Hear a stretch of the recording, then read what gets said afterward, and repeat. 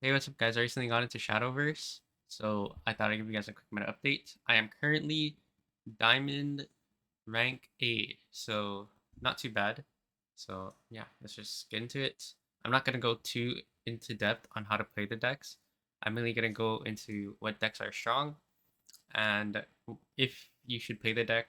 Um, yeah, why you should play the deck, etc. So firstly is Artifact Protocraft. If you're looking for probably the best deck in the game, like look no further, this is it.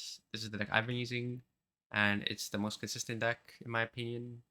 It's very versatile. You can win with either beta spam or masterwork upgrade, and it's pretty much at least even into every matchup. Maybe slightly losing into forest, but I think it's at least even. And you can get high roll by Rune, but that's kind of what Runecraft does to everyone. So yeah, if you're looking for a very consistent deck, um, it's pretty cheap too. Well, I guess it's not that cheap because you need the Orchis now, but you don't need the UDs, so not too bad on legendaries, only 6. So yeah. Next we have another tier 1 deck. This is Puppet Portalcraft. Basically, if you want an easy deck, that's probably the best, like second best deck in the game. Like this is probably it. It's the easiest tier 1 deck, I would say.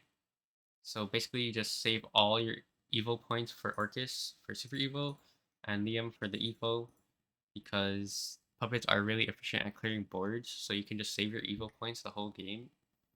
And yeah, this deck's really easy to play. You kind of just clear boards and then Super Evo Orchis and Evo Liam if they're not dead. And yeah, that there's not much to say about this deck. Play it if you want an easy deck and you want a tier 1 deck. Alright, next up we have Rune. This deck is really expensive, as you can see. There's like a lot of legendaries in it. But basically, you want to play this if you care about like wanting to high roll it, or if you like OTKs with this card. If you have this card and Dimension Climb, it's pretty much an OTK. So yeah, if this deck high rolls, like nobody can beat it. Like you can high roll 3 Blaze Destroyers on like turn 5 or something, and the game's over. Like no other deck can deal with it if it high rolls. If you draw like triple Anagrea, like nothing can deal with it. So yep, if you like high rolling, or if this like if you just want a tier 1 deck and you happen to have all these legendaries, like go ahead and play Runecraft. Alright, next up we have Forestcraft, probably the hardest deck to play in tier 1, but it's really cheap as you can see. Like even less legendaries than this deck.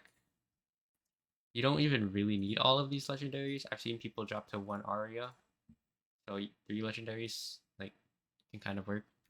But yeah, this is the hardest deck in the game. Basically, it revolves around Rhinoceros as its finisher, and it's really annoying. It can kill you as early as turn 7 or 8. So yeah, be on the lookouts. And if you want a really high skill ceiling deck, or if you want a really cheap deck, then this is probably the deck for you. And this is the last deck in tier 1. So next up, we're going to, in my opinion, Sword is in its own tier right now, like tier 1.5, because it's better than all the tier 2 decks. But I can't justify putting it at tier 1 because its matchup is pretty bad in Portalcraft. So yeah, I can't justify putting it at tier 1, but it's better than all the decks below it. So it's like tier 1.5. This deck you should play if you're kind of new to the game or you just like mid range. And yeah, kind of it just slams units on board.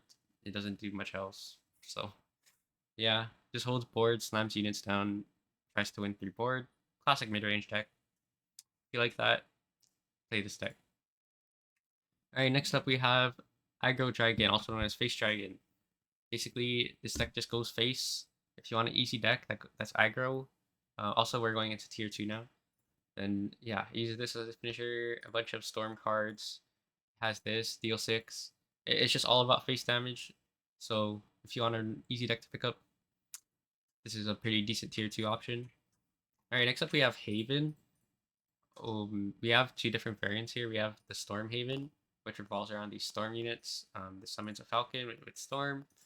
So you have these amulets that summon these storm units. You have Sacred Griffin as a finisher. And yeah, I think this is the better variant. The other variant is more hard control with Lapis, and this as a finisher. So yeah, it's up to you. I think they're both really good. They're both around tier 2. Play this if you want like more hard control, and you can play this variant if you want a little bit more aggro in your Haven list.